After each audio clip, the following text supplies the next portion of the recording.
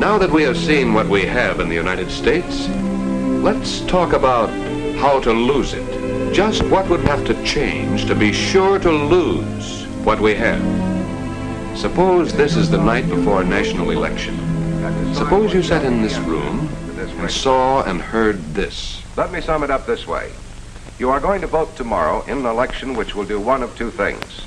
Keep our limited government with its constitutional freedoms, rights, and responsibilities, or change them for unlimited government and a planned economy. We've already amended the Constitution dozens of times. Let's throw it away for a master plan run by a master state. Would you care to reply to that? I certainly would.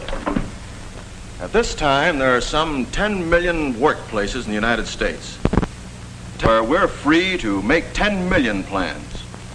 We're free to try any new idea, new product, new service, a new anything. But we're all human beings, all be right. But we have free choice. We're free to try to make a profit, to just get by, or to fail. Some of us do fail every day, but enough of us succeeds every generation. We double our production of goods and services. Under a master plan, only be one plan. With just one plan, there wouldn't be any room for a mistake. If anything went wrong with a master plan, the result would be a national disaster. And every man, woman, and child would suffer for it. Wait a minute. We know all we need to know about how to produce things. What we don't seem to know anything about is distribution. We haven't solved such things as full employment, real security, from each according to his ability and to each according to his need. Sure, that sounds good. But how are you going to do it? We're already on our way. We've partly socialized incomes. We're going ahead and socialize property, too. Let the people own the means of production, transportation, and communication. Let the people have full employment and full security. But what price freedom? You talk about full security, full employment. Why, you can have that in a penitentiary. I'm here tonight because I believe in the right of an individual to be able to choose the kind of job he wants, with the company he wants to work for, in the part of the country he wants to live in. Yes, sir, freedom of choice right down to the brand of cigarettes he smokes or doesn't smoke. Government can't control everything without controlling me, what I can say and what I can't say.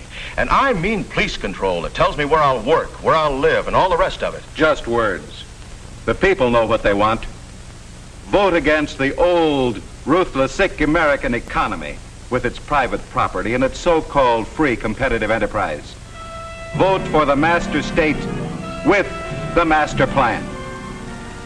Our time is almost up, but tomorrow you'll be able to vote to keep what we have, or to change for a total economy where everything will be run according to a master plan. For or against the master state, under the master plan. Thank you, and good night.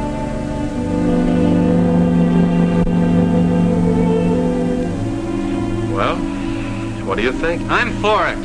I'm tired of being kicked around. I think it sounds wonderful. He said it would mean full employment. That's something. Just think what that means. Full security. Why shouldn't the government take care of us? I'm afraid I don't understand it very well. Well, the way I get it, everything will be planned, and the whole country will run according to the plan. What's wrong with that? They talk about free enterprise, private enterprise. I'm sick of listening to them. I'm going to vote for it. Well, I am, that's for sure. I guess I will, too.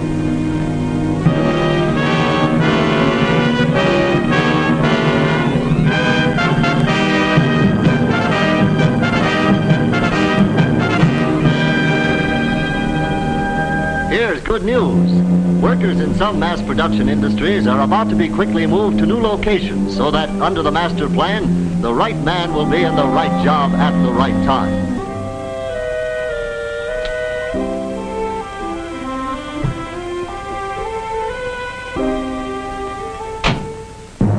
Here we are. It's a nice home, Bob. Yes, but I wonder how they're going to take it.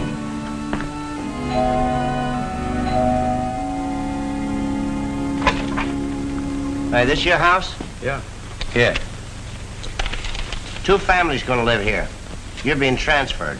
See, it's all right What do you here. mean? I'm not looking for another Oh, job. how should I know? Don't yap at me, brother. I don't get it. So you don't get it. Ah, good morning. Ask him. He's the party man. Hey, what is this? Well, this is correct. Look, I like it here. I don't want another job. Well, it may seem a little rough at first, but in the long run, it'll be better for everybody. But When the truck is unloaded, you can take your personal things, and we'll move you and your family. I live here. I work here. Yes, I know, but that plant's been closed temporarily. It has. You mean I've got to drive to another state right now? Tom, who's that man? What's going on here? We've got to move. Move? Haven't I got anything to say about this? Well, what do you want to say? Well, I've got some right. Of course you have. Okay, come on, folks.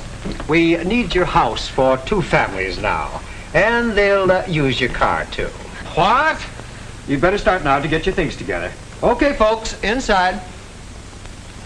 Oh, Tom. Now, don't be worried. You'll only be out of employment for a day or 2. Wait a minute! You can't do this to me! Government can't control everything without controlling me. What I can say and what I can't say. And I mean police control. It tells me where I'll work, where I'll live, and all the rest of it. We've worked so hard.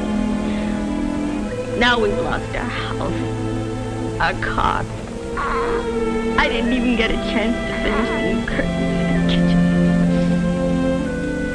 Tom, what's happening to us? They say we'll get government certificates for all private property. Can't we go to court or go to somebody? Say, how far does this go? About 300 miles. No, I mean this plan. Oh, the plan. All the way. Everything's gonna be better under the plan. Yeah? Don't be like that. You're gonna like it, see? Sure. I'm gonna like it. Could I ask a question? Sure, why not? Our baby, she's never been baptized. Does that mean that... Look, I'm not a full party member. I'm just driving this truck.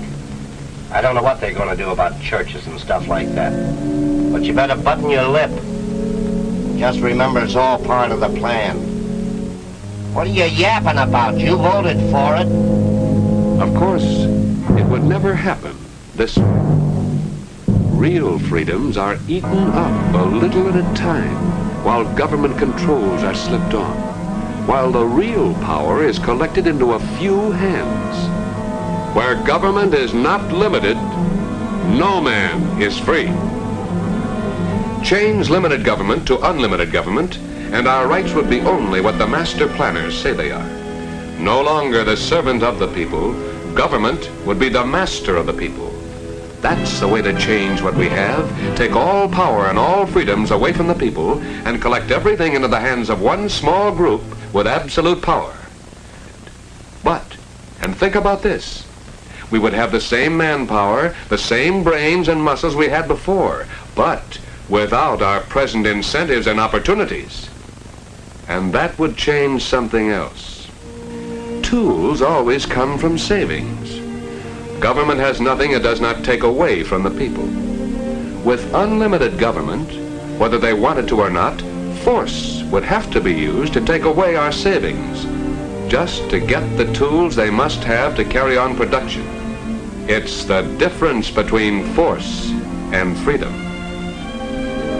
Nobody in his or her right mind would willingly sacrifice freedom for the iron discipline of a regimented state. It can't allow individual freedom, such as our free choice as customers. In a free economy, we are all each other's customers. Every farmer and rancher is free to farm or not to farm, free to work for himself or for somebody else, free to save and buy his own land, his own seed, to invest in more and better tools, free to sell what he produces for a profit or a loss. Every worker in this country has the right to live and worship and work as he chooses. It's as simple and fundamental as the right of workers to work and to bargain for their wages and working conditions, the right of management workers to manage, savers to invest, and the right of all of us freely to buy and sell. All this is part of what we have. Freedom for all is the key. We have the fastest growing, most powerful union labor force on earth. We have the best management on earth. The power of our freedom reaches all of us. We'll take up more of our great problems later. But when you look around and think about what we have, don't forget for a moment that we do have more individual freedom. We're better clothed. We're more comfortable. We're further from starvation than the whip of the police state. We're far better off than the rest of the world. We have our great men and women, and we have some flannel-mouthed fools, too. We all want to live in a better world. We all want to have more. But there's no mystery about what we have or how to lose it. Let's look straight into this one. Let's talk about how to lose what we have and what that would mean to you. Oh, beautiful for spacious skies, warm the waves of grace. When our founding fathers established this republic, they created a political and economic system unique among nations. A system which has led the United States to the very pinnacle in wealth and in world leadership.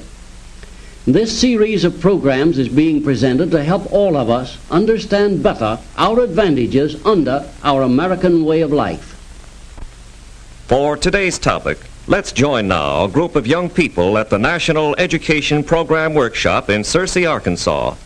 At the classroom lectern is Dr. Clifton L. Gaines, Jr., noted young historian. In order to have a proper appreciation of the American economic system, we must know how the national income is divided in America. In other words, we must examine the distribution of the great wealth produced through the operation of American capitalism. Is the distribution widespread, or is the wealth of America concentrated in the hands of a few, as the socialists and communists say? This is the central question for our discussion today. The answer constitutes a tribute to our system, for the wealth produced within American capitalism is widely distributed throughout our population, as we shall see. Basically, an economic system must fulfill two social needs of the population which it serves. First, an adequate production of goods, and second, an equitable distribution of those goods. Of course, there are other measurements of value for an economic system. And in our previous classroom sessions, we have seen how well our own system measures up, how it provides a high degree of economic freedom and great incentives for personal achievement, thus bringing about national progress. We know that American capitalism is morally right because its chief elements, private ownership, the profit motive, and the competitive market, are wholesome and good. They are compatible with God's laws and the teachings of the Bible. And lastly, we know that with her unique economic system, the United States produces 42% of the wealth of the world, although we have only 7% of the world's population and 6% of the land area. To sum it up, our system is morally right. It provides economic freedom and great incentives for development, and its production of goods is unmatched in all human history. This brings us to the central question, the question of distribution. Are these economic benefits under American capitalism being extended to American wage or salary earners? Or would this big segment of the population be better off under socialism or communism? A dramatic answer to this question came from an English socialist who visited America after Great Britain had experienced a socialist system for 5 years. Tell me, who could possibly afford to buy food in a place such as this? Well, this is just an ordinary food market. Most everybody in America shops in stores like this from time to time. You don't have to be a capitalist. It's not a luxury. Look at this, for instance. Competition and big volume keep prices down. I say, begging your pardon, sir, are you a capitalist? What'd you say? What I mean is, what is your work? I'm a railroad engineer. Utterly impossible. Another dramatic answer to the question of America's distribution of wealth was given by a Russian communist who visited America. Who owns all these automobiles? The employees in the plant. That cannot be. The sons of toil, they are chained to their capitalist machines. They are exploited. They have nothing, absolutely nothing under capitalism. The communist was amazed, of course. In communist countries, the workers do not have cars. A few of the lucky ones have bicycles, and the bicycle is a trademark of English and European workers. Comparatively few own cars. In America, as we all know, there are more automobiles than families, and this is only a hint of our productivity. Who'll risk a guess as to the total amount of the national income during this amazing productive era in America? Let's say for the last 25 years. Yes? I would say it would be hundreds of billions. Actually, it's up in the trillions. For the 25-year period just ended, it was $3,780 billion. You get writer's cramp with a figure like that. You may be wondering, who got all this money? To see how this wealth was distributed, let's look at this graph. This represents the total national income. To the employees of America, the wage earners and salaried people, went the biggest amount, 65%. The self-employed, professional people and small business operators got the next share, 9.5%.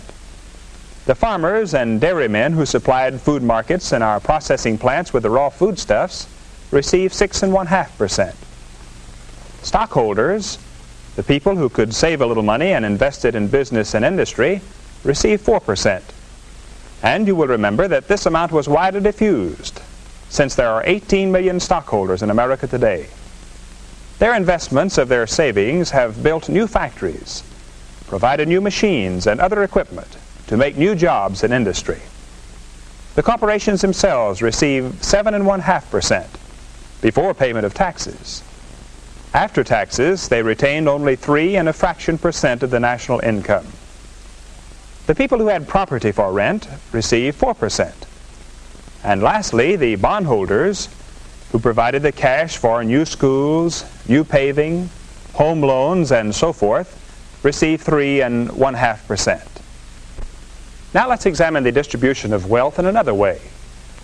Let's examine the income by families. In the most recent year, for which we have statistics, there were approximately 50 million families in the United States. They received an income of approximately $272 billion before taxes. How was this income distributed among these families? Professor Gaines, aren't the majority of our families in the lower income brackets below $3,000 a year? Not at all, John. Nearly 21 million families, or 40%, received an income of $3,000 to $6,000. 15 million more families received an income of $6,000 or more. These two groups contain 70% of the population. That leaves only these with an income of $3,000 or less. Not to be overlooked, a good-sized group, 7%, received incomes of $10,000 or more. But only 3% were in the $15,000 and above bracket. And from this bracket came the bigger portion of venture capital or investment money to build manufacturing plants and to start businesses, thus creating new jobs and new products. In the lower brackets go these figures. 12.8% received incomes from $2,000 to $3,000. 10.8% received from $1,000 to $2,000, while 5.7% received less than $1,000.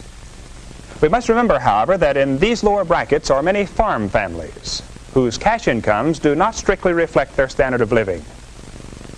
Mary, what can be learned from this graph? It seems that our national wealth is very widely distributed, much more than I realized. Yes, 85% of all income goes to 93% of the families, while the other 7% of our families receive the remaining 15%.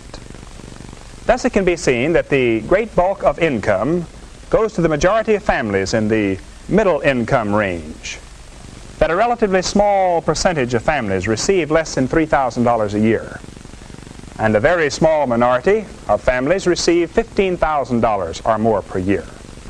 In fact, if all the income left to those in the $15,000 or above bracket after taxes are paid were to be distributed evenly among the 160 million people in America, each of us would receive only 55 cents a day. And if the net income of all those who earn $25,000 or above were to be distributed evenly, each of us would receive only 15 cents a day above our present income. So we wouldn't gain much by liquidating the upper income brackets about whom the socialists and communists rave so loudly. It is to the benefit of all Americans that incentives for achievement remain constant in the upper income level, as in all other brackets, so that all Americans may enjoy the benefits from the total brain power and enterprise in our dynamic nation. There is one additional yardstick of our economic well-being in all walks of American life. Now that we have examined the distribution of national income, let's take a brief look at the ownership of property. The farms of America are owned by 25 million people. The houses of America, worth $230 billion, are owned by 113 million people. Our 50 million automobiles are owned by nearly 40 million families. The factories and machinery that produce the material things of life have 18 million stockholders. In one way or another, more than 100 million of our people own the wealth of America. And the remainder, most of them children and youths, will at some time in their lives own substantial wealth. The true facts about American capitalism's distribution of wealth and its great wealth production overshadow anything the communists and socialists have to show. The truth about the distribution of wealth under American capitalism makes Karl Marx the world's worst prophet. Marx, the socialist founder of communism, prophesied that under capitalism, wealth would be concentrated in the hands of fewer and fewer, while the great majority of people would suffer increasing poverty. The fact is that American capitalism has set a new standard for human welfare. And if we keep its basic principles strong and vigorous in the years ahead, the opportunity of every American for a still better living standard will certainly be enhanced. And perhaps even the disciples of socialism and communism will come out of their shadowy pipe dreams and join us in our march of human progress. At our next session, we will discuss the spirit of enterprise. Until then, class dismissed. The American Adventure Series is a production of the National Education Program, Searcy, Arkansas. Dr. George S. Benson, director. Dr. Clifton L. Gaines, Jr. was our instructor. This is a continuing series based on the unique political and economic system which has made America great. Watch for the next presentation of the American Adventure.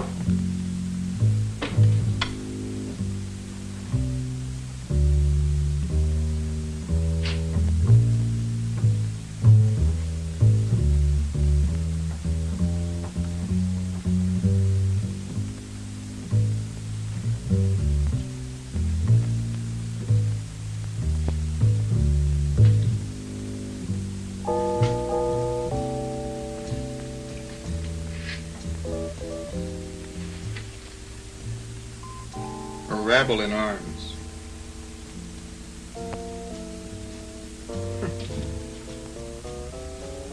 Wonder how that...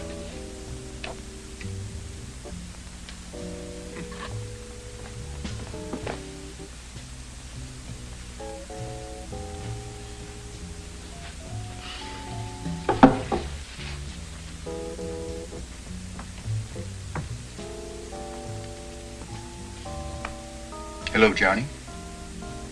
Who's there? John Smith, I believe. That's right. Who are you? I'm a Smith, too. Jonathan Smith. I locked the window. You must have got in here before me. A long time before. You one of them? Them who? Oh, these ain't hippie clothes. This is what I wore back in Salem. When? 1770s. Well, what kind of put on is this? Put on? That's right, a gag or a joke. This ain't no joke. Well, you look like... Like you? Could be. I'm your great-great-great-great-great-great-grandfather, Johnny. I gotta be dreaming this. You're crazy. Or I am. The whole world's gone crazy if you ask me. Them young yahoots out there on the Common? Common? Oh, you mean the campus. Milling around like a bunch of young Shawnees trying to work themselves up on the warpath. Were they heading this way? They don't know where they're heading any of the time. That's the crazy part of it. No, I mean tonight. Near as I could tell, they were trying to think up something to burn. I did hear mention the college library. Is this it? Yeah, this is it. Well, then you're helping him. No. Then you're getting him. No, not really. Now, look, son, you can't stand on both sides of the fence at once. You can't be my great-great, well, whatever you say. Well, you're younger than I am. Well, maybe. I was just 20 when I was killed, Johnny. At Ticonderoga. Oh. My son, less than 2 months old. Well, I'm sorry.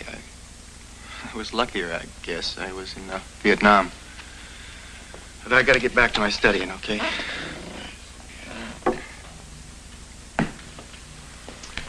It's a funny thing.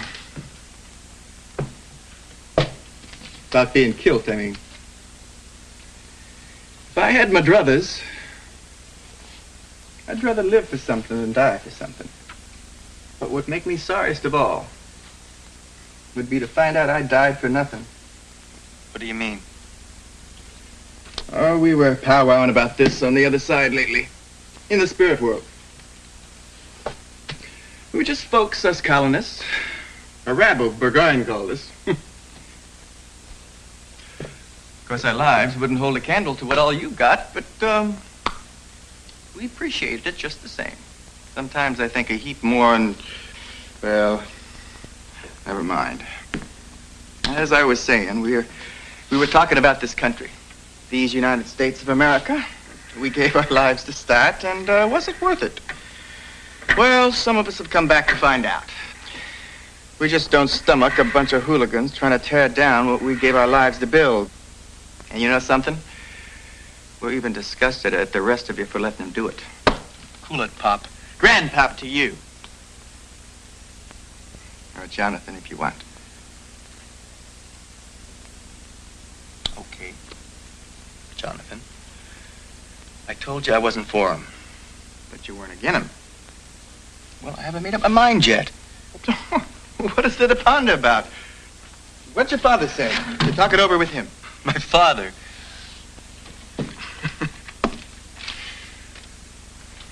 I haven't seen him since high school. He just took off one day, and that was that. I'm sorry I didn't know. That's okay. I'm getting over it. Mom's remarried, though. This time to a real no-goodnik. That's when I left home. Well, in our day, home was about all we had. And our religion, of course. Family life was our way of life. Our family and our religion They kept us straight. If a fellow wanted to go wrong, he had to work at it. But today, well, home just doesn't seem like home anymore. Who needs it? Not me. That's because you haven't found the right girl. I found dozens of them. But why keep a cow when milk's so cheap, huh? Now, don't talk like that, Johnny. Oh, I reckon it's hard not to be bitter over a broken home. But you are responsible for you. Besides, you're a stripe above those rowdies out there. You don't have to sink to their level. They're young yet. They do and say a lot of crazy kid stuff, but that's what they are. They're just kids.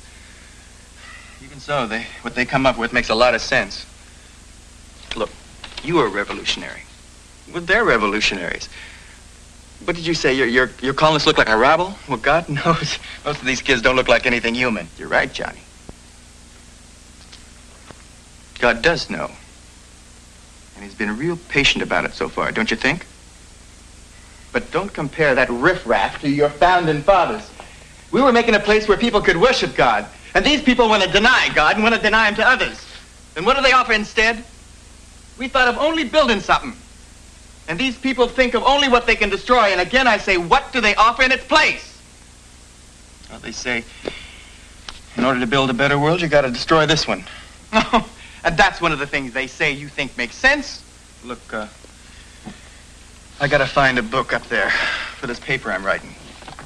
If we have any visitors, they're likely to come in this way. The door's locked, but you never can tell. Would you mind standing guard over the door while I'm up there?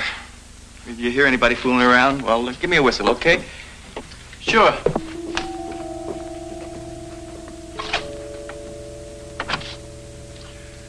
So what are some of the better things they're going to build for you?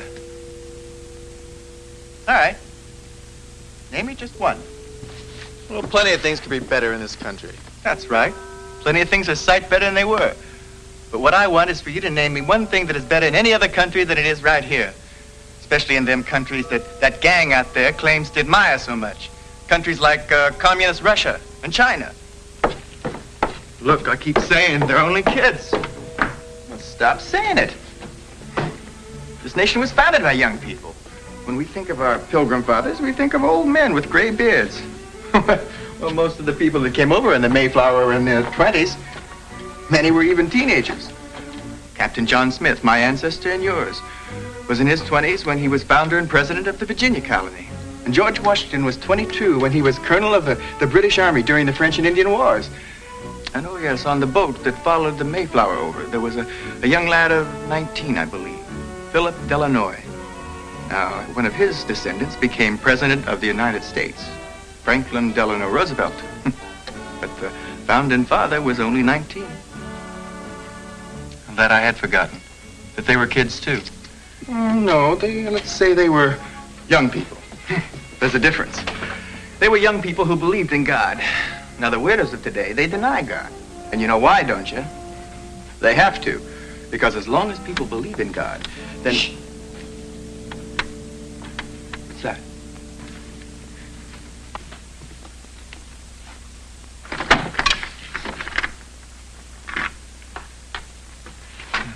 Oh, it's you, John.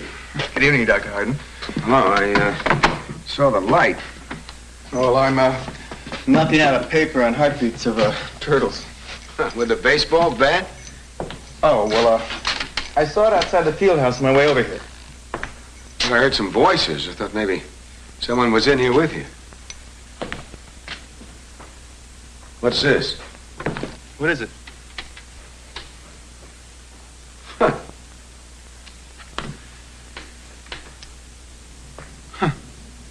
Coat button. Yeah, but it's a pine tree coat button like men used to wear in the Revolutionary days. I suppose it came off of one of those hippies' costumes or something, huh? Thought maybe some of those SDSers might be in here. You know, the Students for a Dirtier Society. Got a tip that they might try and sneak in here and vandalize the place, you know. Say, you didn't hear anything about that, did you? Of course, I know you're not one of them. Oh, heard a little something, nothing definite. Why didn't you report it? Look, I'm no stool pigeon. Well, I guess you had something in mind, huh? No, not as long as they stay out of this room. Oh? Look, there are a lot of rare medical books up there that we use in pre-med. They're not only valuable, they're irreplaceable, and I'm not going to let anybody burn them. You think you can stop them by yourself? They got to come up this way. And they got to come up one at a time. Maybe you can do it alone. What about the rest of the library? That's not my responsibility. Oh, and this is, huh? Well, this is different. In what way? It makes a difference whose office is guard. What did you say? I didn't say it. He did. Who are you? You one of them out there? Mister, that's a question I'm getting mighty tired of answering, if you don't mind. He's a distant relative of mine. Jonathan Smith, Professor Hardin, History Department. Oh, Jonathan, I beg your pardon. Pardon me, Professor. What was it you're saying about whose ox is being gored? Well, it's an old saying. When trouble hits somebody else, we say it's too bad, but we bear up under it. But let the same thing happen to us. Well, that's a different story. We try to do something about it. Your relative's right, you know, John. Well, there's more to it than that. I mean, there's certain rights involved here I happen to believe in. Well, I may not agree with everything they say, but what's the clarion rest of it? I'll defend their right to say it. Well, that's what democracy's all about, isn't it? I mean, free speech, including the right of dissent, and human rights over property rights. A right? Oh, boy. If you ever heard such bunkum, read your Constitution. There it is. You see, that's the irony of it, Jonathan. They always piously invoke the very Constitution they want to destroy. And furthermore... Wait just a minute, John. Look, if we're going to have any kind of a meaningful dialogue here, then I can't let you just spell out a mouthful like that and go away and leave it, okay? Right on. Are these rights you were talking about? Human rights over property rights. What human rights are violated by this library being here? And what possible human rights could be furthered by destroying it? Well, it'll shake people up, call attention to other people's needs. What people? What needs? You say pre-med needs? All right, well, pre-med only makes up one part of this university. What about the law students? What about the scientists, the engineers, the political economists? Hmm? I mean, they all have a need for this facility. The property of the building was built, the books carefully accumulated from the contributions of thousands of people who will never even see them. Ordinary people, older people mostly, who gave their money for what? For what purpose? So that you and other young people like you today, next year, years to come, can help to find a better education, to live a better life. And what makes you think you can disassociate your property rights from human rights anyway? You see, John, you don't have to own property to have property rights in it. Hmm? All right, you're studying now to be a doctor, right? That means you'll be interning at some hospital around, and there you'll be working with equipment costing millions of dollars, millions.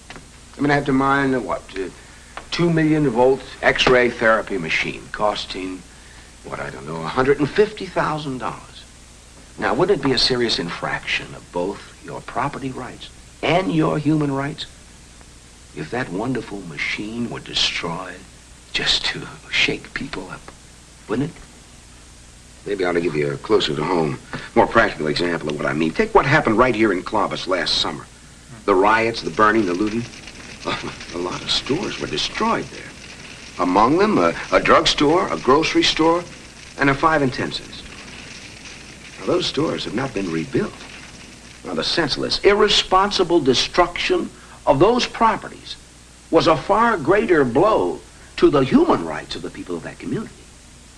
Well, that was unfortunate, but you know what they say. You're gonna make an omelet, you gotta break a few eggs. Oh, John. Yeah, and I've noticed the ones who say it, it's not their eggs. They're not talking about just breaking a few little eggs. They're talking about smashing human lives. And they call it the right of dissent. Sure, we have the right of dissent in America. You realize how much dissent you would dare voice if you lived in Russia or China or one of the other communist countries that they profess to admire so much? One little peep, bang, kaput. Sure. The right of dissent is a very real and precious part of America. Its power has helped bring about some of our most cherished social and economic advances. But even in America, the right of dissent is not the right to destroy. I mean, if a goal is holy, you only debase it in the eyes of the world if you stoop to unholy acts to attain it. You call free speech an unholy act? Free speech. It's a beautiful concept that's been deliberately fouled up. Freedom of speech is now freedom of filth. I agree. They're throwing abuse, not bullets. I mean, words never hurt anybody. John, if you believe that, you are nuts. Words a lot less lethal. They have hurt plenty. You remember the crowd in the street looking up at the man on the ledge of a tall building? Inside, his wife and his priest were pleading with him to come back in. And down below, the crowd was chanting, jump, jump, jump, jump. You know what happened? He jumped. The words killed him. And the people down below shouting those words were murderers. And what's happening on high school and college campuses, huh? There should be more shooting than looting. That's the only thing I agree with. Black folks trying to loot when they should be shooting. If you're gonna loot, loot your gun store. Rabble-rousers like Rap Brown calling on student bodies to carry guns. Well, as you can see, words breed guns and more guns, and retaliatory guns, and bombs, and killing. All part of this freedom of filth. Filthy language no decent person would speak. Filthy books and magazines no decent person would read. And filthy movies and stage shows no decent person would sit through. All of this filth. To what purpose? Fast buck, I suppose. No, that's not the purpose. That's the lure. Lure? Sure. But the single, all-out, deadly purpose is the destruction of this country.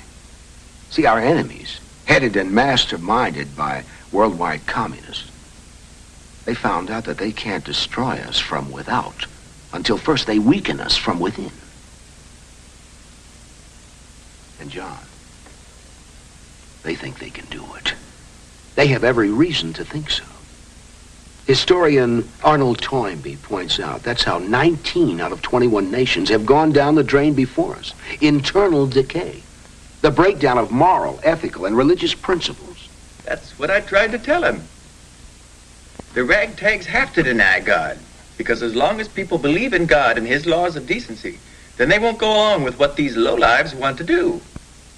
To create an atmosphere of general acceptance to all kinds of degeneration. And to sell their propaganda, they need a lure. The fast buck, huh? It's lure enough for certain types of publishers, producers. Then for the younger generation, the lure, of course, is free sex. You see? Because it makes light of marriage and breaks down the institution of the home quicker than anything else. Instead of love, honor, and cherish, as long as you both shall live, it's, hey, let's shack up, baby. As long as you please me sexually, or as long as you pay the bill. Or until someone else comes along that I like just as much. Oh, Doc, your bucket won't hold water. Come again? You paint free sex too black and married sex too white. But forget what I think personally, but what you think. Your own university doesn't agree with you. Here's this year's catalog. Turn to page 27. I know what it says on page 27, or rather what it doesn't say. Right. And it only took 2 years. Now, 2 years ago, the students demanded and got student representatives on various governing boards. And soon after, the rule was changed to permit men and women to room in the same dormitories. Now this year, the Student Faculty Housing Board voted to drop the rule against cohabitation, premarital sex, and overnight visiting. So whether you like the idea or not, Doc, a lot of us guys and gals think that sleeping together because you want to is a lot better than sleeping together because you're supposed to. No matter what any of you married hypocrites may say. Oh, there are no hypocrites in this free love commune of yours, huh? Come on, get off it, John. You know these guys are only in there to grab what they can as long as it's free, with no responsibilities on them, no protection for the girl, no commitments to each other. They know that a marriage license means a legal contract. And what's that? I'll tell you what it is. It's nothing. For years we had a football coach here, Coach Bland. He's the reason I came here instead of state. Well, I looked up to Coach Blandon, not only as a coach, but as a man. Well, last year he signed a new 5-year contract. And this year the pros offer him something better, and bam, like a rabbit, he takes off. Well, he jumped his contract, his legal contract, and left us just like that. So don't talk to me about honoring contracts, hmm? John, you have every reason to admire Coach Blandon. He's every inch the man you thought he was. Mm-hmm. And there's certain circumstances I could explain to you sometime when you're not engaged with that cigarette. This? Yeah, it is marijuana, isn't it? It's only a question of time before it's legalized. Let's not smack, you know. I don't go for heroin. No, no one goes directly to heroin. But nearly everyone on heroin started with marijuana. That's why there are people that want to legalize marijuana. They figure if they can get the young people of this country onto hard drugs, they can destroy your generation, or in this generation. Now, Doc, let us not get uptight. The drugs have already gotten a frightening hold in this country, mostly on our young people. Drugs are the reason why our crime rate is climbing 10 times faster than our population. Well, this is a nation that's in serious trouble. Well, you're not blaming young people for all of it. Have you ever heard of unemployment? Most young people can't even buy jobs. For years we've been told, get a college education. To get good jobs you need an academic degree. Well, academic degrees are lucky to be sweeping floors, and that's not our fault. You said it. This world's in bad shape. Well, it's a world we never made. Oh, and America wants to make love, not war. Wow. Well, so who doesn't? But they still want high wages that go along with wartime jobs, and all the while the national debt's going up and up and up and up, and you want to cop out and leave it as a legacy to our generation to pay for it. You bleat about this country being in serious trouble. Well, wake up, Doc. This country's already over the brink. It's down the drain. You talk about an America that no longer exists. Get up! Sit down, Doc. What did you say? I said sit down. Those are our commandos out there. They're in the building now.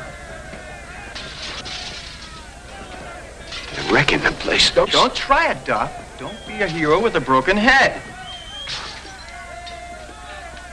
You know what they'll do to all of you for doing this, huh? Sure. Nothing. They never do. We're legal dissenters, didn't you know?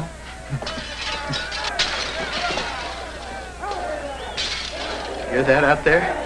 That's your generation going down out there. Don't fool yourself into thinking that we're just a few. No, we've got chapters on more than 200 campuses.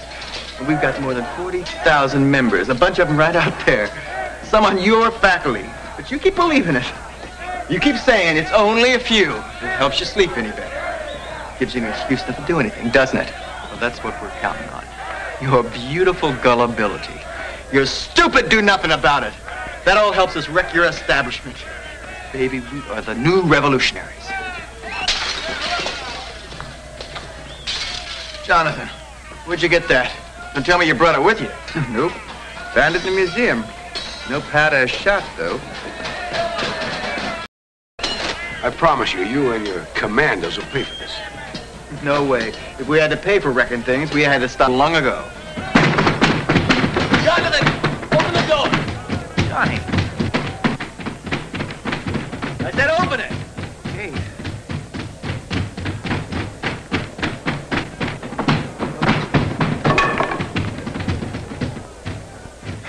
Sorry, Johnny, but I couldn't see you becoming a part of that wrecking crew. What are you going to do? Some time to think.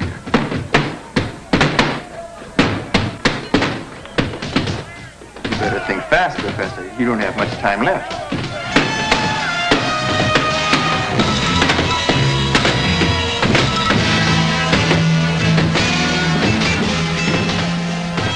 No, you don't have much time left.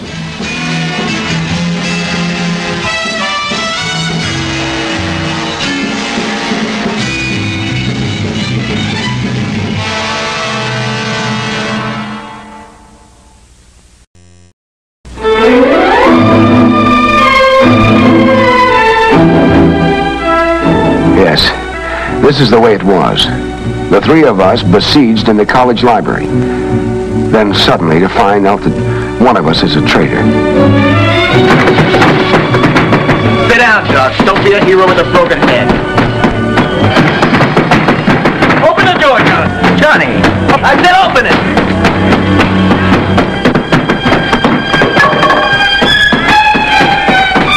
Sorry, Johnny, but I couldn't see you becoming a part of that wrecking crew. All of us come to crossroads in life, choosing which road to take from that day. Long after, we wonder what life would have been had we taken the other way. Let me introduce the three of us. This is John Smith, honor student, football star, Vietnam veteran. Yet, somewhere along the way, he chose the road to anarchy and self-destruction. This is one of his ancestors, Jonathan Smith, who gave his life for his country back in 1776. I am Sam Hardin, History Department, this university. It isn't often we get a second chance in life, a chance to go back and take the other way. Let's see if we can work out an allegorical second chance for John Smith, and incidentally see what we can come up with for ourselves. Will it be tragedy or hope?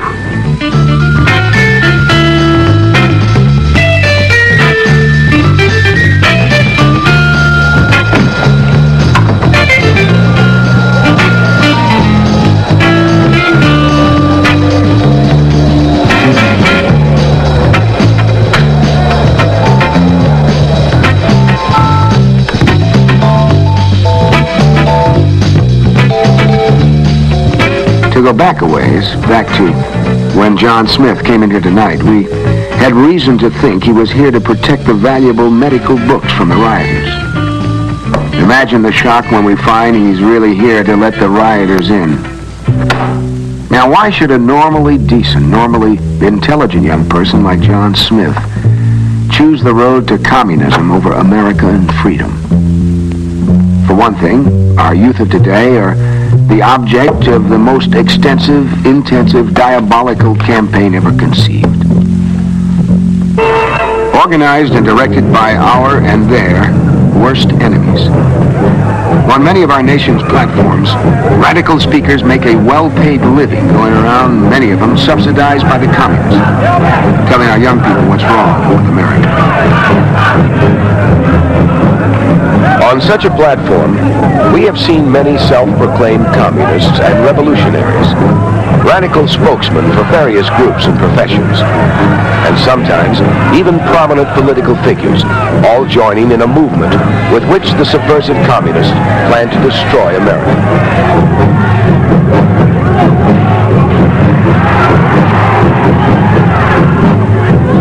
And why do so many of our young people fall for it?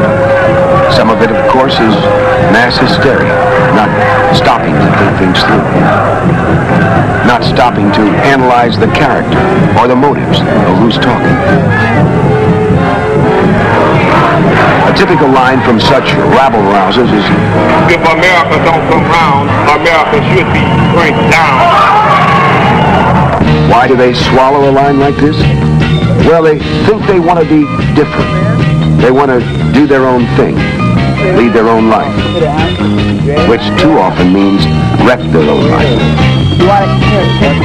It is true there are things wrong in this country. There are social and economic inequities. They're being leveled off more and more all the time. But not by scenes like these. And not by our friend John here, so far. In fact, He's a prime example of what's wrong today. To begin with, he's a victim of irresponsible parentage. He has missed the stabilizing influence of a good home and religious upbringing. He has been listening to the wrong people. He has gone in for drugs, loose morals, and wanton destruction. He blames it on what's wrong with America. Well, maybe it's time some of us should start reminding him what's right with America. Hey, what's going on here? Oh, excuse me, Johnny. I was just, I just can't get over it. When I think of the tallow candles we had, and now this electricity. Electricity? Well, that's what I say, this electricity. And all the other things you got. I'm glad I come back to see them. Like I told you, we've been hearing things in the spirit world on how this country's going to perdition in a handbasket. Well, now that I see what our country's become, in spite of her shortcomings, well, I might be old-fashioned to say this, Professor, but, doggone it, Johnny, I'm going back to being proud of America. And just ignore the things that are wrong, right? I didn't say that. You're not listening to me. No, but that's part of the attitude, Jonathan. It's part of being the radical. I mean, even in your day, you must have heard, there's none so blind as he who will not see, and none so deaf as he who will not hear. Oh, yeah, I suppose so. Well, our friend John here, your descendant, in that one sentence he has illustrated the two basic tenets of being the true radical.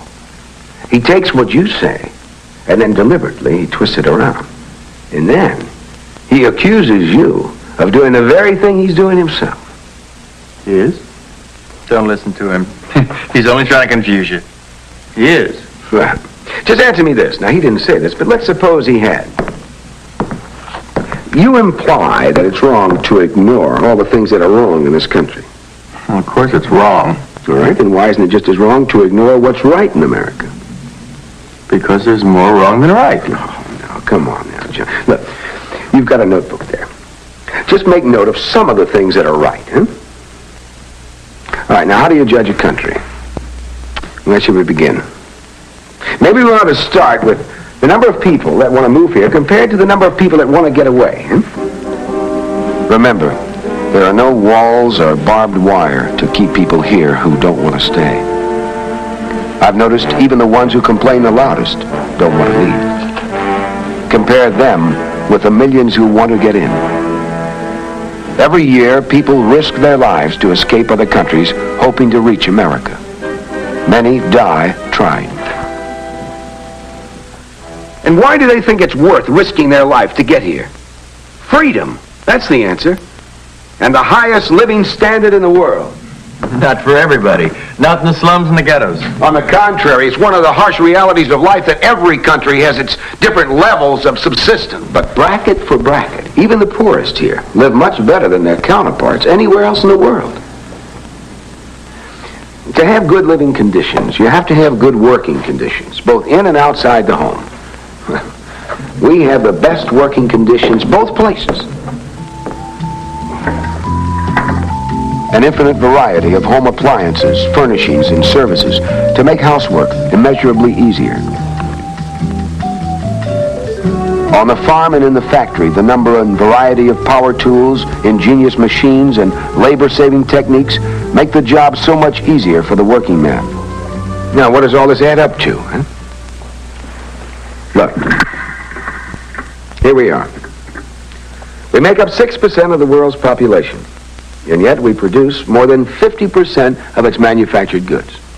Our little 6% right here produces as much as the rest of the world combined. Now, isn't that remarkable? The average American citizen's living standard, measured in wealth and purchasing power, is twice that of the average citizen of other countries, 3 times better than most countries, and 4 times better than Russia. Now, doesn't that begin to tell you something? Sure, if you want to measure greatness by purely selfish materialism, sure. All right, then how do you want to measure it? Well, there are other values, you know. No, wait a minute, just a minute. What's wrong with this type of materialism? I mean, it's the difference between life in the jungle and life in civilization. And what other values are you talking about anyway? Cultural? Ethical? Yeah, among others. Well, it's materialism that fosters those values, among others. Materialism provides the money with which we can build and equip the most schools, the most churches, the most hospitals, the most libraries, and the most research centers. And as for being purely selfish, John, come on, use your intelligence. You know that the communist line is based on the big lie. They pull off some fiendish, indefensible act against a helpless nation or individual, and then they shout down world criticism by pointing at us and calling us capitalistic aggressors. For example, they suddenly attack Hungary. America protests, whereupon they accuse us of imperialistic provocation. Or another example, there's an earthquake or other catastrophe, perhaps in a communist country. Because Americans believe the cry of a child is as pitiful in a communist land as anywhere else, we rush great stores of medicine, food, and warm blankets to the stricken area. And what do the commies do? They remove all USA identification and replace with communist labels before distributing them. Then set up the howl that America is selfish for not helping more. When the plain fact is, America is the most generous country on earth. Through our churches, American Red Cross, care packages, and the government itself, we have provided foreign aid to more than 100 countries, running into countless billions.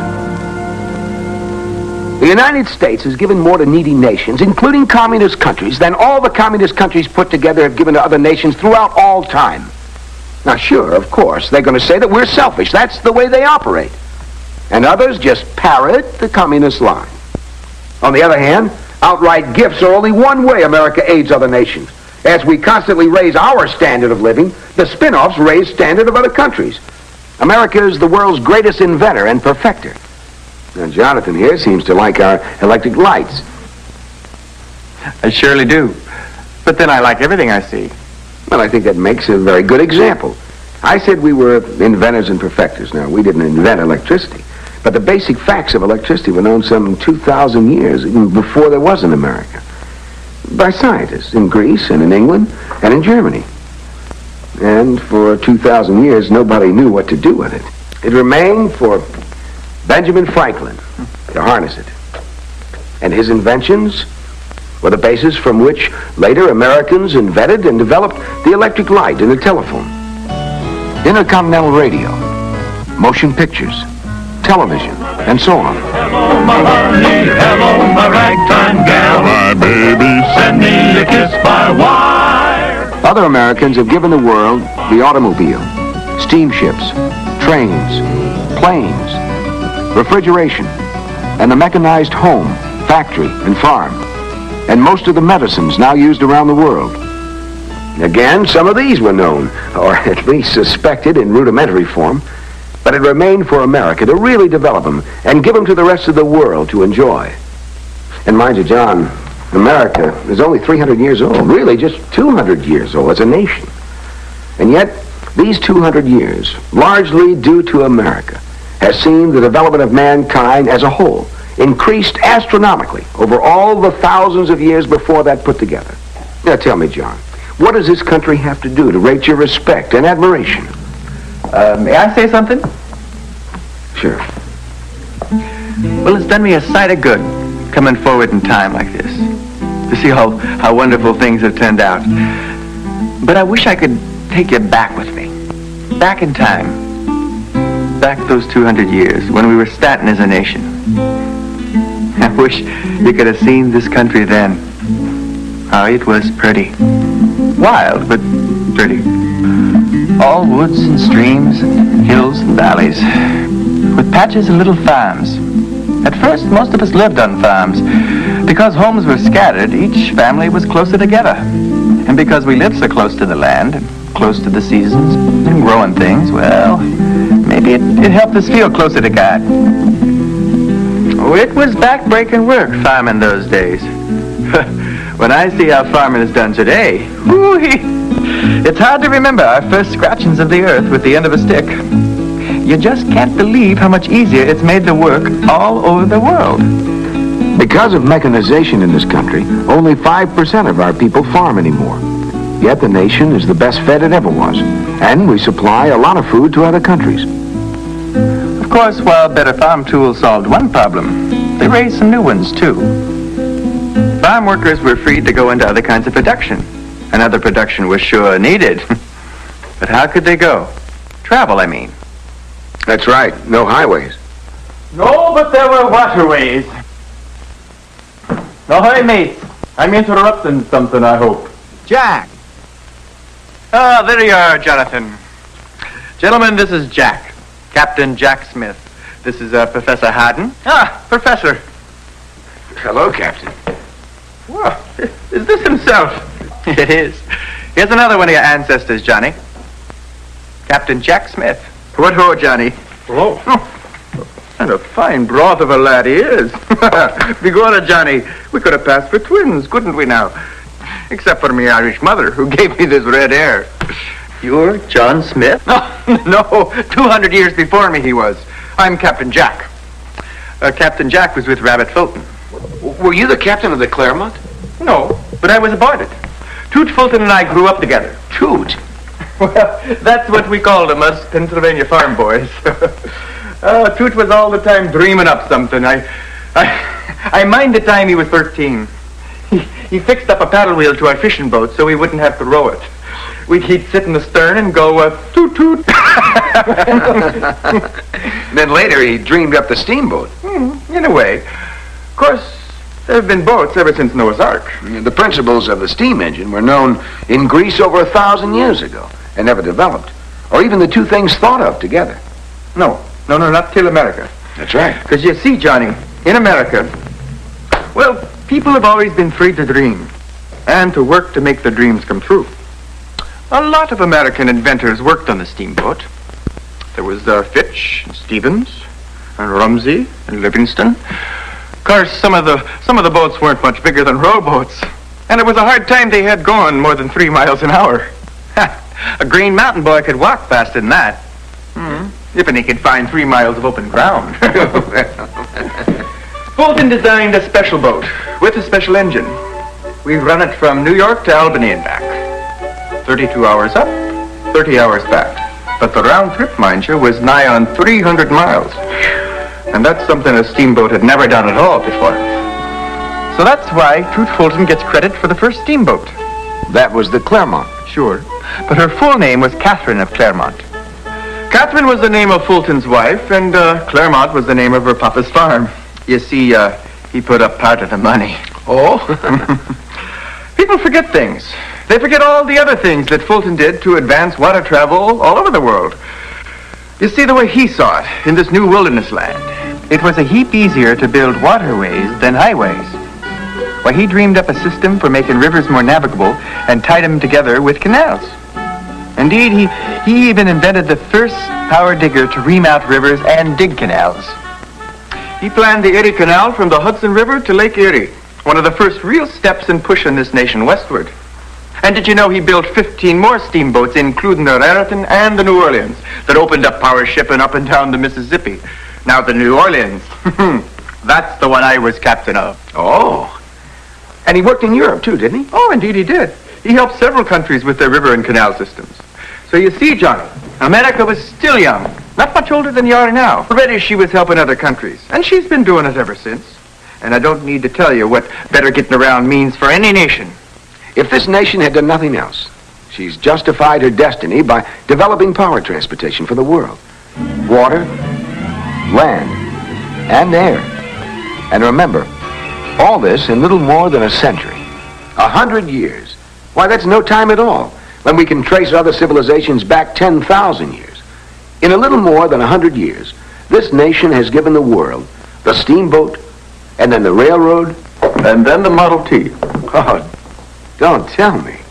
Smitty! Hello, Smitty. Meet Professor Haddon. Professor, this is John Jeremy Smith, but you call him Smitty. Pleased to meet you, Professor. Hi, Smitty. And that young fellow over there is, grandfather. Well, you remembered. You couldn't have been, what was it, 7 or 8 when I died. 8, but I remember. Good boy, Johnny. Now, what's this all about, Jonathan? Well, we were just reminding him of what it was that made this country great. Who, Johnny? Well, I know him. He's my own flesh and blood. Well, he's ours, too. Just a few generations removed. Well, then why don't you save your breath for them young scalawags out there on the campus? Have you seen what's been milling around out there? Oh, we've seen him. That's why we need Johnny's help. And people like him. Well, why didn't you say so? Now, where are we at? Well, we were talking about America's contributions to the world in materialistic ways. Just a few highlights. Talking about invention and transportation, and that's when you chimed in with your friend Henry and the Model T. Well, we never called him Henry. Yes, I work for Mr. Ford. Close as anyone for a spell, I guess. He's a fine man. I always thought Henry Ford was about as American as you could get. He was raised on a farm. He knew what it was like to work for a living. He grew up in a home with religious principles. Yes, and when he married Clara, they raised their children the same way. And so do their children. True. And while Mr. Ford didn't make the first automobile, he probably did most to start the automobile industry. He did in my book. Old Model T was the first what you'd call a practical automobile. One the general public could afford. He also developed the moving assembly line, another American invention. One that other countries are now using. Assembly lines not only made the work easier, the increased efficiency raised wages. But Mr. Ford didn't have it all his own way very long. The competition found ways to make better cars. How did Mr. Ford react to that? Well, he just put his mind to it and built a still better one. And that's the way it's gone on, back and forth ever since. That's the way American free enterprise works, isn't it? Exactly. It's the greatest economic system known to man. It allows you to take the greatest good and bring it to the greatest number. Our enemies say that we're materialistic. We are. We provide material benefits that make life better and longer. And not just for America, but all over the world. I wish I could say we were completely unselfish. But I can say this. We are the least selfish nation on earth. Now, is that wrong? Our enemies say that we're capitalistic. We are. But you need capital to build schools and hospital and industrial plants, to lighten labor. The last time I was in Detroit, I was in the Ford plant. It could have been General Motors or Chrysler, but it was Ford. I saw a huge press stamping out fenders, and I asked the foreman, how's it operated? He told me, the man pushes the button, and the conveyor carries them away. Well, how much does a machine like that cost? $500,000. Just one machine? Just one. Of course, not many machines cost that much money apiece.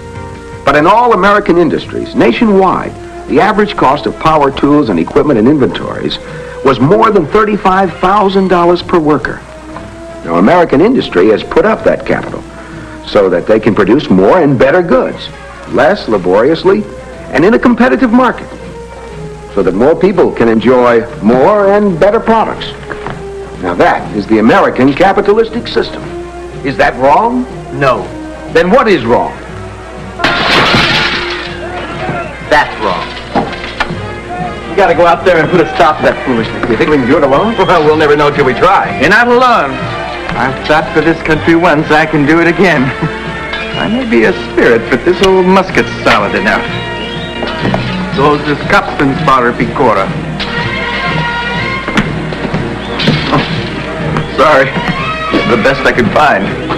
It's a little crooked, but I'll straighten it out on somebody. How about that, Doctor? That's quite a family I'm from, huh? Yes, and it's quite a country they've helped build for us. Yeah.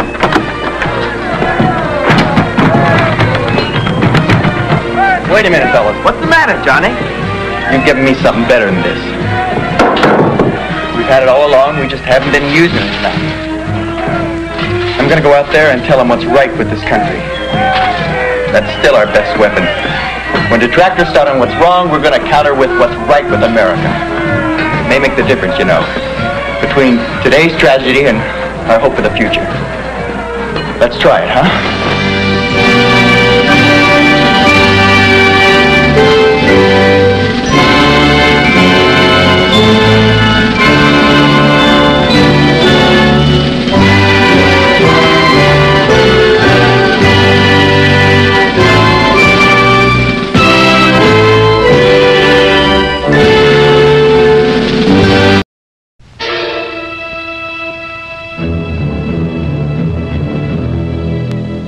The entire globe, even as it trembles in passion with the birth of new nations and shrinks in the hand of a dispassionate science, is today the site of a momentous conflict.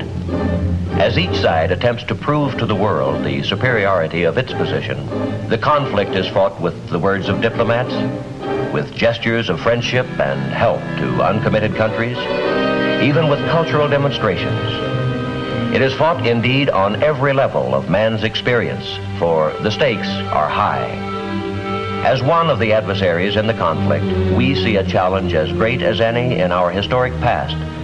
A challenge not, we hope, to be met and joined in battle, but to be faced and fought in the hearts and hopes of men. It is the challenge of ideas.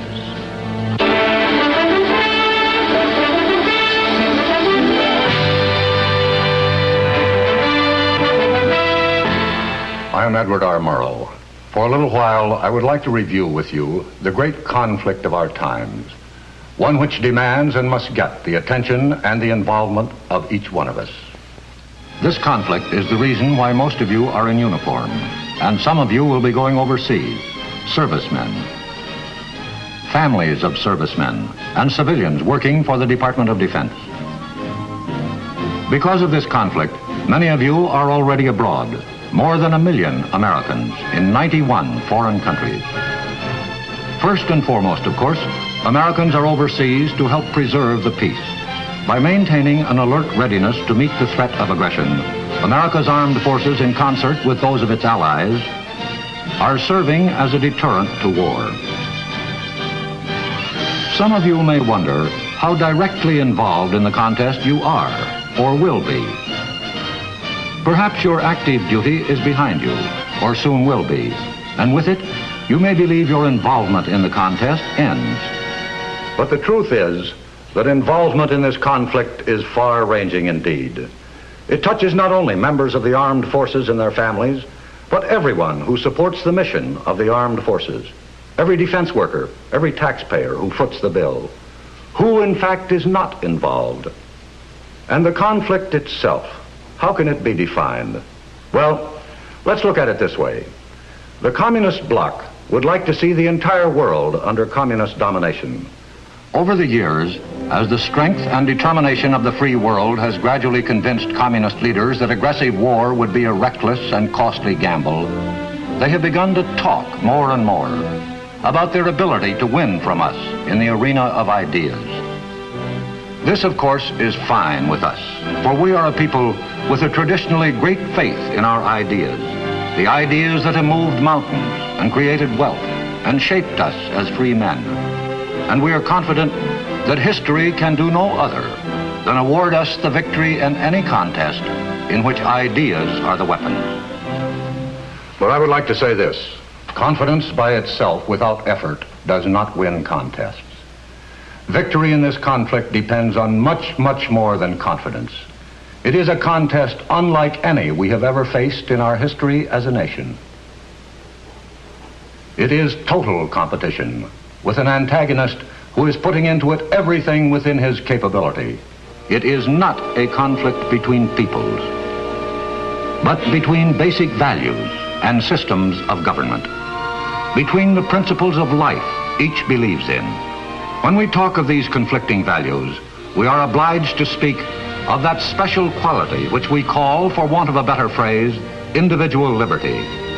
And when we talk of this liberty in America, we talk with many voices, for we are a diverse nation, and there are perhaps as many concepts of what America is as there are people among us.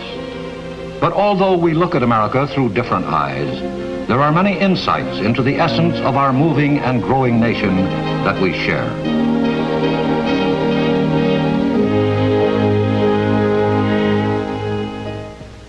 I'm John Wayne.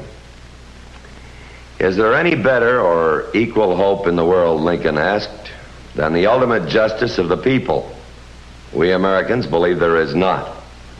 The stonework of our national life is made of this belief. We believe in many things, but this belief that man is a responsible being bears out our own unique stamp as a nation. As a people, we are active and often noisy. We are industrious, oftentimes to the bafflement of ourselves and our friends. We relax as hard as we work.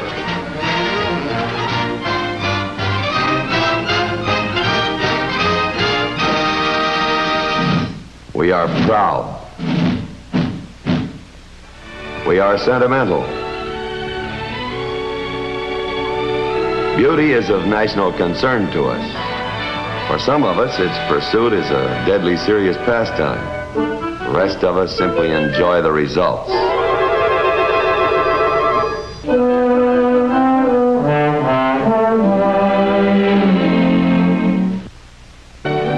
Some of our national spirit shows up in the monuments we erect, the large ones and the small ones. It rings through the music which animates us. Attaboy, Homer, swing it! Second jump out and lead to the fourth, 4 hands out in the circle, swing the opposite lady and you keep the gal behind.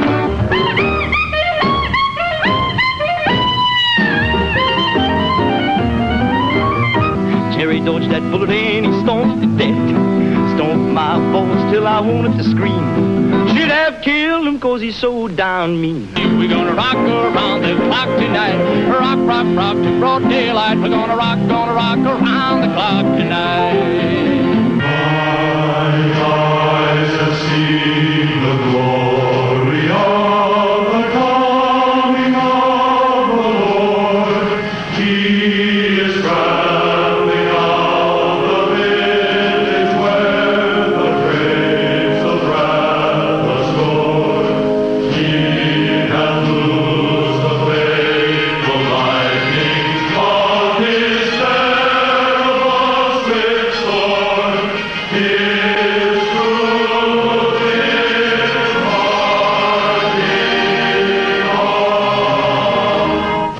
We have, on occasion, some difference of feeling.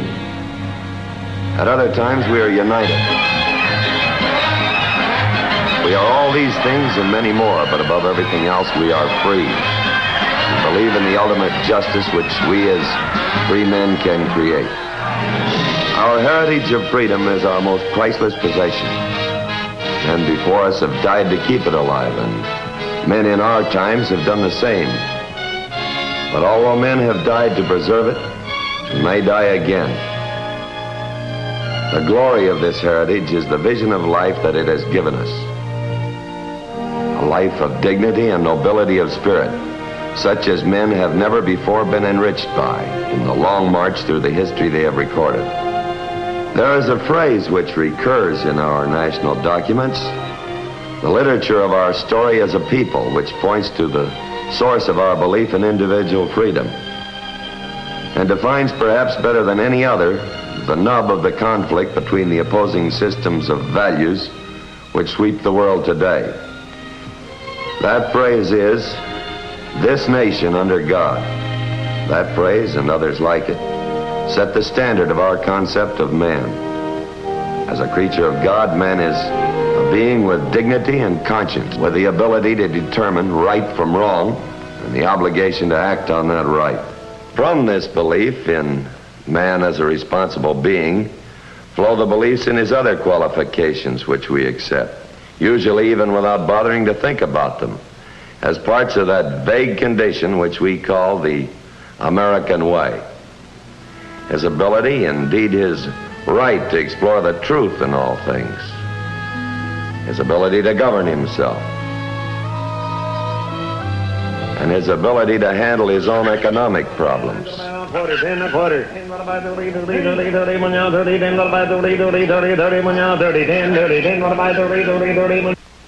The opposing point of view in this conflict rests on a fundamentally different vision of man. As a creature not of God, but of the state. In this system, the value of individual man diminishes sharply, and the state is all important. The state will run his life for him, his political life, his business life, his social life. What we oppose fundamentally is the aggressive nature of the communist state, its unceasing effort to expand wherever it can. to grow bigger, to take over, to supplant. This deadly impulse toward aggression we oppose as a continual threat to peace. These are the contrasting points of view between the major antagonists in the conflict which has become known over the last decade as the Cold War. For an appraisal of this continuing and protracted conflict, we can go to a reporter who has watched the growing conflict with the perception of a trained military observer. I am Hanson Baldwin. I have here the policy statements of each of our services on the contest we're engaged in with the communists. What they boil down to is this. It is a contest for the minds and hearts of people around the world, all people. The areas in white on this map represent the part of the world composed of ourselves and those who share our beliefs. The communists seek constantly to win an advantage in the minds of the people here and to separate us. The black portion of the map is the communist-dominated part of the world controlled by the Soviet Union and the Chinese Communist regime. And of tremendous importance is that part of the world which is attached to neither camp, the uncommitted nations of the world, represented in gray on the map. For the most part, these nations are absorbed with their own problems. Either they are newly independent after years of domination by a foreign power, or they are still seeking independence. A strong tide of nationalism sweeps over this part of the world, and with it, a mistrust of anything they feel is associated with the old ways of colonialism. They are not committed to either side in the conflict. Our own policy toward them has been one strictly of watchful, non-intrusive friendship, giving help when help is asked for, but otherwise keeping hands off their internal affairs. The communists have been more direct. Their local party members have not hesitated to exploit to their own advantage the passions that smolder in these new states, and to identify themselves in the minds of the people there, whenever possible, with anti-colonialism, and us with its opposite. It is part of their worldwide technique. How do our military services adapt themselves to this conflict, in which perhaps no gun may be fired? By recognizing that the activities and performances of all their members in every foreign country in which they are stationed will either add to or detract from the goodwill our nation needs in this contest for the respect of the peoples of the world. The President of the United States has called developments of good relationships between United States citizens abroad and members of their host countries basic to the full attainment of our foreign policy objectives. And the services have responded by promoting such good relationships as part of their overall policy.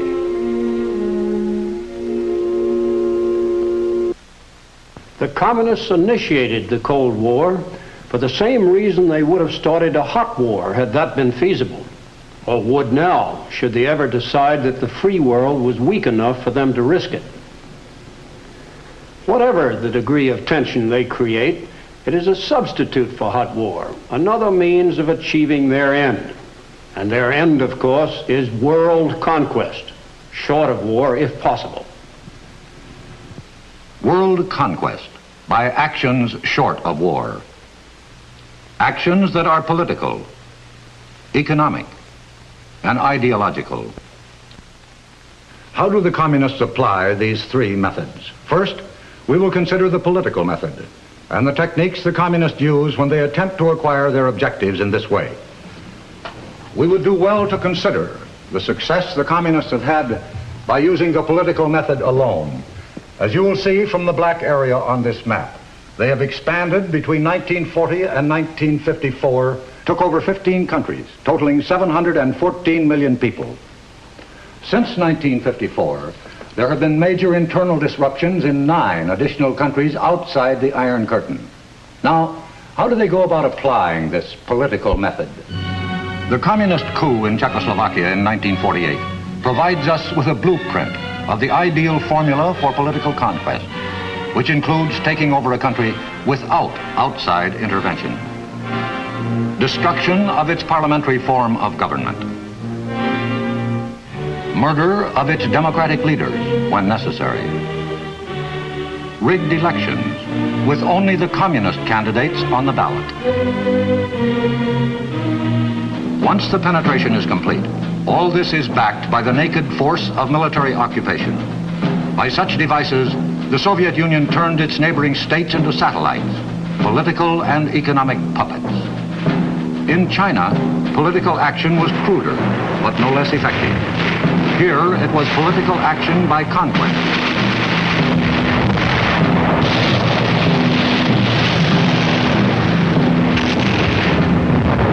And so overwhelming has this political conquest been that the communists have been able to propel Red China to a position of major influence in the Eastern world. The political force method includes the suppression of freedom in a country already under communist control, without outside interference. Inside the Iron Curtain, there were revolutions without help from the outside. In East Germany in 1953, Poland in 1956, Hungary in the same year, and Tibet in 1959, all of them brutally suppressed. And finally, there is the International Communist Party, dedicated to the subversion and overthrow of every still free government.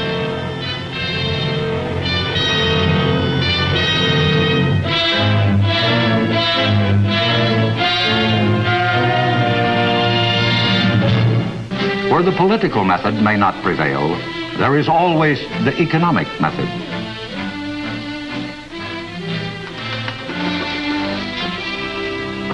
I'm Frank McGee.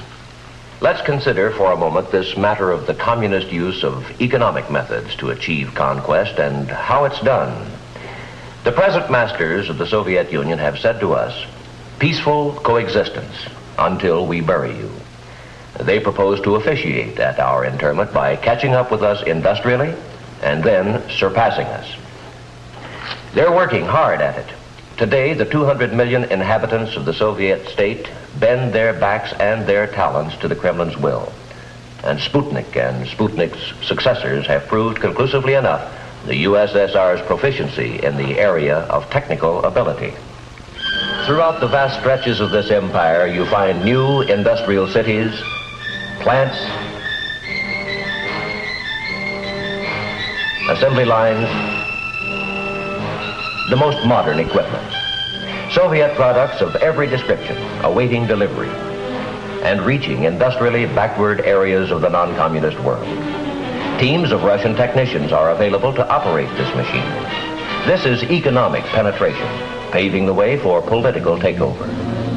The hand of Soviet friendship, which usually precedes an attempt at economic penetration, has been reaching into every part of the world which shows the slightest inclination to receive it. Recently, we've seen it extend into our own hemisphere, into turbulent Cuba, where it was embraced as a triumph of Soviet policy. A few statistics will demonstrate how serious this threat is becoming to the free world. Of the entire annual Soviet economic capability, their gross national product, 70%, or it may run as high as 80%, is devoted to the area of heavy industry. The U.S. and free world share of gross national product devoted to the same area is certainly not much more than 20%. In terms of volume applied to this area of gross national product, the Soviet Union is beginning to surge ahead. Finally, the communists attempt ideological penetration. Perhaps their strongest efforts go into this kind of penetration into the free world. Before we talk about ideological penetration itself, let's take a look at the reasons why this form of penetration is so important to the communists. For one thing, communist aggression has alarmed many free nations and produced their united will to resist. These nations have implemented their will to resist all other forms of Soviet penetration through a number of trade agreements.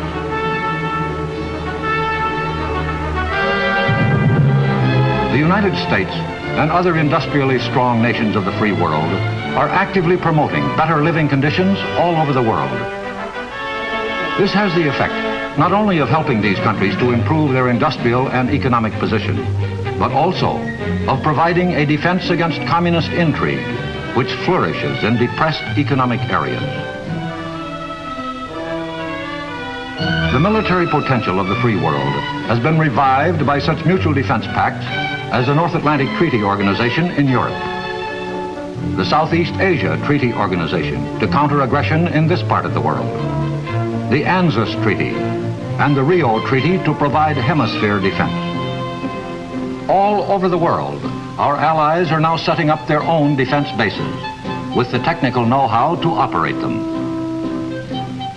This kind of military help by us is not by any means a one-sided operation. The nations involved contribute as heavily as they can. No less valuable are the morale and friendly relations being generated between servicemen of all the participating countries in joint training programs, demonstrating their respective skills to each other. They crossed the language barrier to comradeship. This banding together by nations with a common purpose has produced strength not only in the military and economic fields, but in the moral, spiritual values as well. At a meeting of the NATO Atlantic Congress in 1959, a statement was adopted which called attention to the moral unity binding the member nations. This document recognizes respect for human dignity as the inalienable basis of civilization. Among the fundamental rights of man specifically named are respect for the sanctity of human life, the right to freedom of speech, of conscience and religion, of opinion and belief, the right of every man to work and to receive his just reward, the right of the family to stability, and the right of parents over their children and their education. In all these ways, economically, militarily, morally, the world outside the communist orbit slowly draws itself together. The practical communists appraise this consolidation of free world defenses. It confronts them with a serious deterrence to their world ambitions.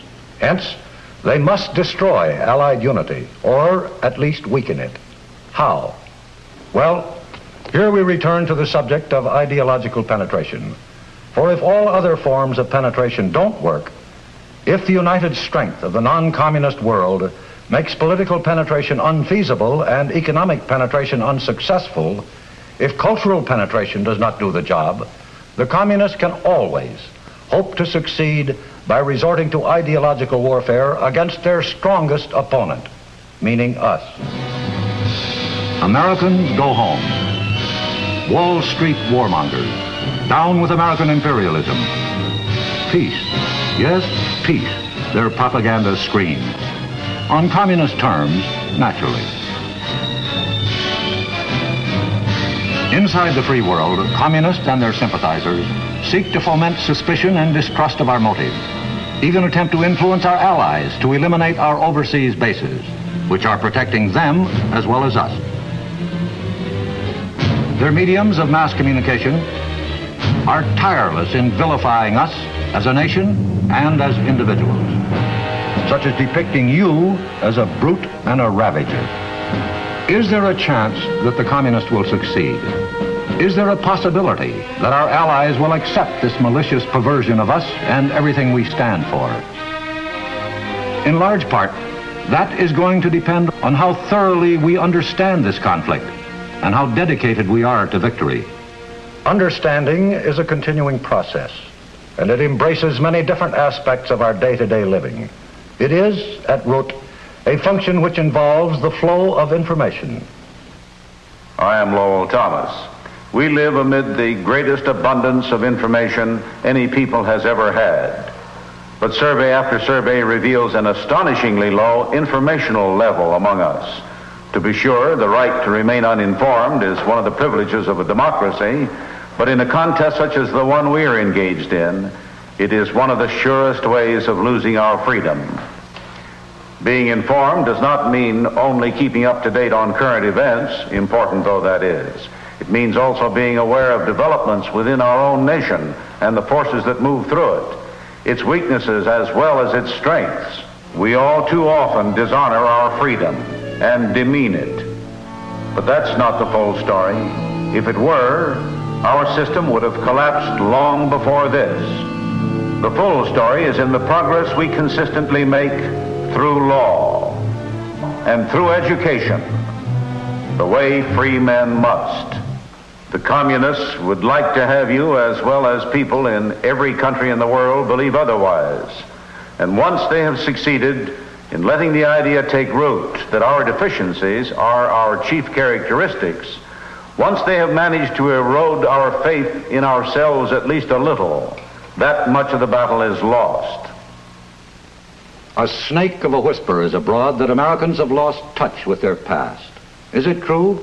It can't be, if we are to survive and win. If we understand the conflict, then we understand the need to keep America strong in her greatest challenge by keeping alive the standards and the traditions which have been her glory. What are the bulwarks of our past upon which our society has been built? There are many, and we have discussed some of them. Our spiritual heritage, our belief in individual liberty. But there is yet another, as important as any of these.